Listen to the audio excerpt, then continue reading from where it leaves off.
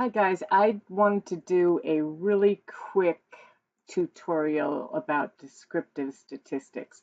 Especially after reading some of the comments in this week's discussion, I realized that it may have been a while since you've taken statistics, and there's a general angst regarding statistics when really it is pretty easy, especially descriptive statistics. So let's just go through some examples of descriptive statistics, also called univariate statistics, because we're only measuring or presenting information about one variable at a time.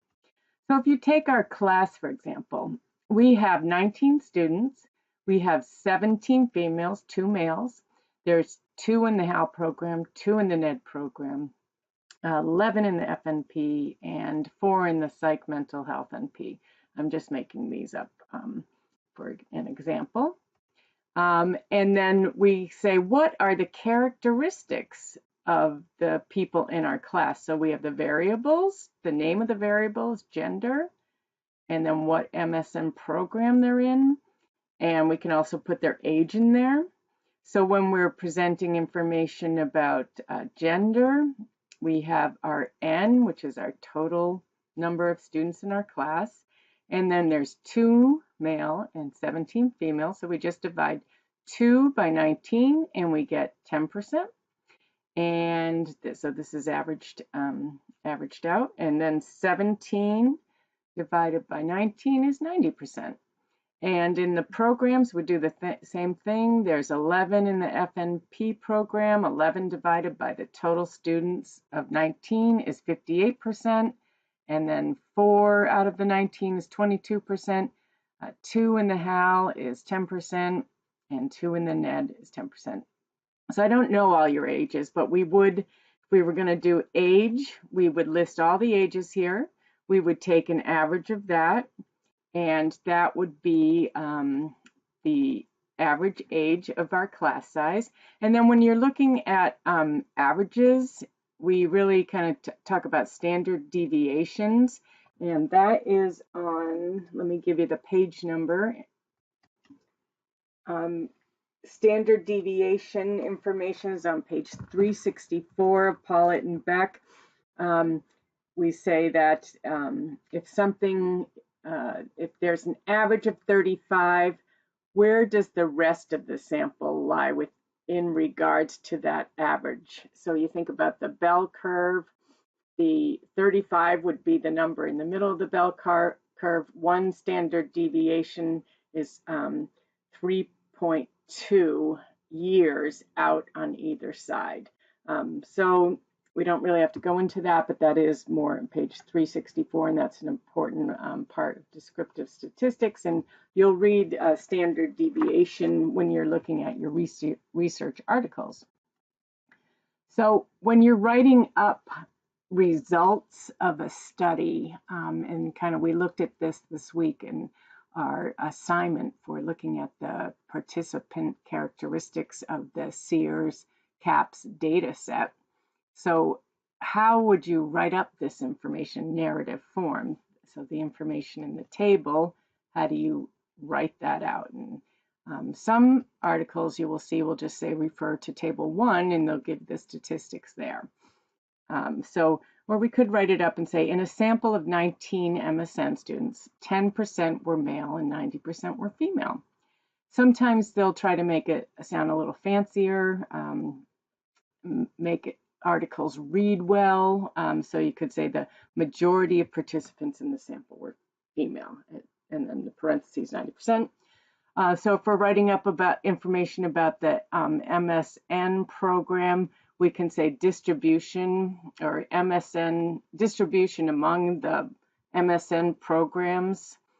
In the sample were, X% FNP, so we had 58% FNP, 22% psych mental health, 10% HAL, and 10% NED students. So remember, when you're using abbreviations, always to write out the whole abbreviation first before you would use the abbreviation. Another way you could write this out to say more than half of the students were in the FNP program, and then in parentheses, the 58%, followed by the psych, mental health, HAL, and NED. Then you can say the average age of the sample was 35 years and the standard deviation was 3.2. So that's just some examples of how you can write this stuff up.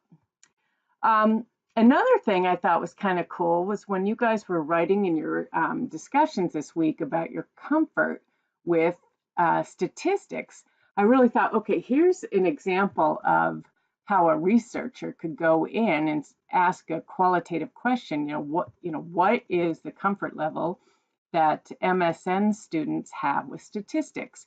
And so they could go through and look at everything you've written in your narrative and kind of see what comes up frequently. And those kind of become those themes that we're talking about. So when I asked you about this, you said there were some emotions about statistics, cringe, felt anxiety, felt that it was important to know, but wasn't sure, didn't have much confidence about statistics. And then everyone kind of talked about the time since they last took the course. So we could say, write this up as a qualitative study and say these were the themes about people's comfort levels in an MSN course. And then we could kind of say, well, implications for practice would be to have, an intermediate level graduate statistics class. I'm just making this up. And future directions for research would be testing comfort levels before and after one of these classes, statistic classes. But I could also take the data that were in the discussion postings and transform it into numerical data or quantitative data. So what I could do is I could rate the narrative data on a Likert scale.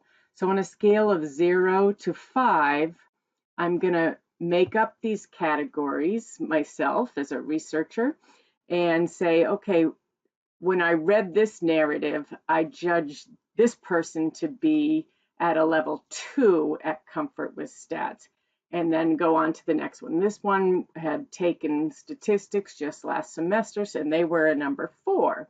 So then I assign every 19 student in the sample one of these levels on a scale of 0 to 5. And then I could also look at the data and say, okay, well, what are the years since their last statistics course? And then just go through and take out the number and give each person the number since they last took their course. 0, I just took it last semester. 2, I took it 10 years ago, 20 years ago, so it could go all the way up. So that's how we can make that qualitative data into quantitative data. And once we have data that is quantitative or in a numerical form, then we can ask some questions and it becomes a quantitative hypothesis that we can ask. But there's a few things that we need to know first before we can run quantitative descriptive statistics or even inferential statistics that we'll talk about a little bit later. So we just have to go through and we have to understand the levels of measurement of each variable. And the levels of measurement are nominal is the lowest level of measurement, and it's you're just giving a variable a name. Then the next one is ordinal, where you are like a Likert scale, where you're saying you're giving the attribute or the variable some order in the way it's presented. So 0 was no comfort level, 1 would have been some comfort, 5 is extremely comfortable with statistics. So there's some order there. But the next one, interval level of measurement, would be something that there would be an order between there's an order, but there's also specific intervals that you can measure in between each of those data points. So in comfort levels with statistics, we see that between if you're a 0, your comfort level, to 1, there's no measurable interval in between those two statistics, or those two levels of measurement there. One example of interval measurement is temperature. So we can say that if you are 98 degrees, we can say that if you go up to 100 degrees, then that's 2 degrees more, and each degree has a specific characteristic that scientists understand. So when you're trying to differentiate between ordinal and interval, just think about, is there a specific measurement of this variable that you're measuring? I might not have described that very well, but that's on page 357 of Pollitt and Beck. Ratio measurement is where there's a absolute 0, and you can the measurement can go all the way up to infinity. So blood pressure. So if we have 0 systolic over 0 diastolic, that's no blood pressure. That's 0. And then you go up to 180 over 250. We know that is that much higher than 0. Okay, so I hope that brief introduction to levels of measurement helped and did not hinder. But anyways, the importance of knowing this level of measurement is that you can go through, and once you know these levels, you can use a statistical formulas to find out if there's relationships between these variables. So if we just ask some questions about the relationships between variables in our little N of 19, we can ask, what is the relationship between gender and comfort with statistics? A hypothesis would be there is no difference in the comfort level with statistics between men and women. When we say there's no difference, we're saying that is the null hypothesis. So in Pollitt and Beck, if you open up the cover, you will see this table here. And what we can do is we can say, okay, if we have we know our dependent variable and we know our independent variable, we can line up the two, and then we can figure out what statistical test to run. So in our question, what is the relationship between gender and comfort with statistics? We have our independent variables. So what the researcher did to the sample was divide them into males and females. The dependent variable, we're asking what are the comfort levels with statistics. So our independent variable is gender, and that's nominal. Comfort with statistics is ordinal, because there's no equidistance in between the rating scale of 0, 1, 2, 3, and 4. 3 doesn't mean that they're 3 times more comfortable than someone who has answered 0. So we have nominal and ordinal.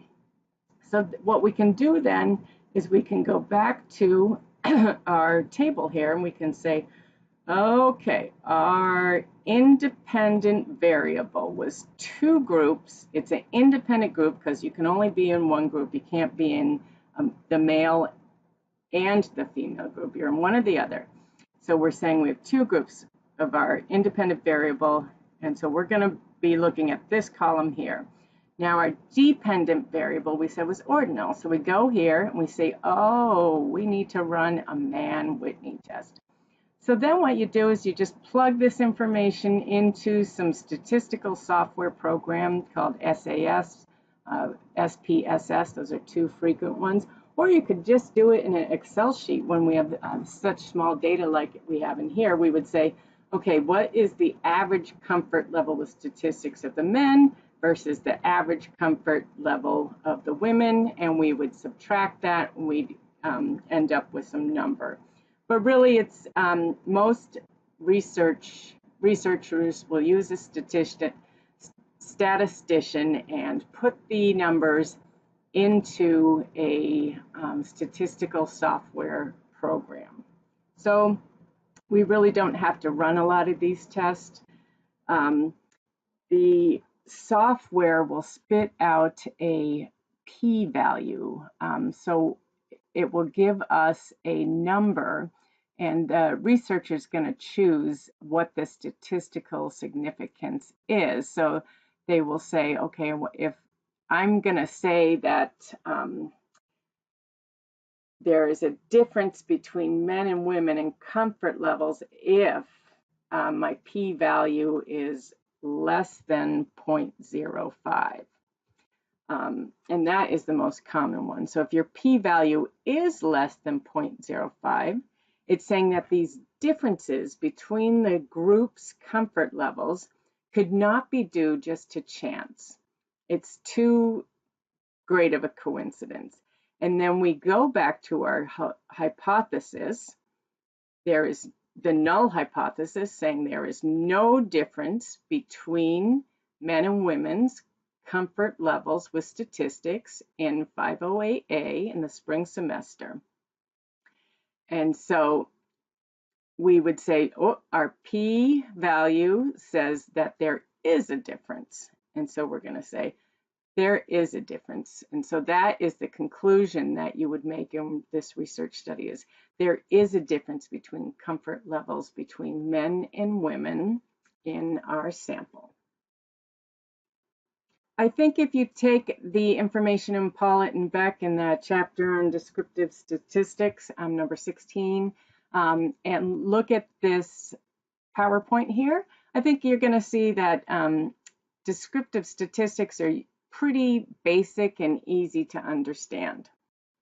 So I hope this helps, and I look forward to seeing you guys all in the discussion post. Bye-bye.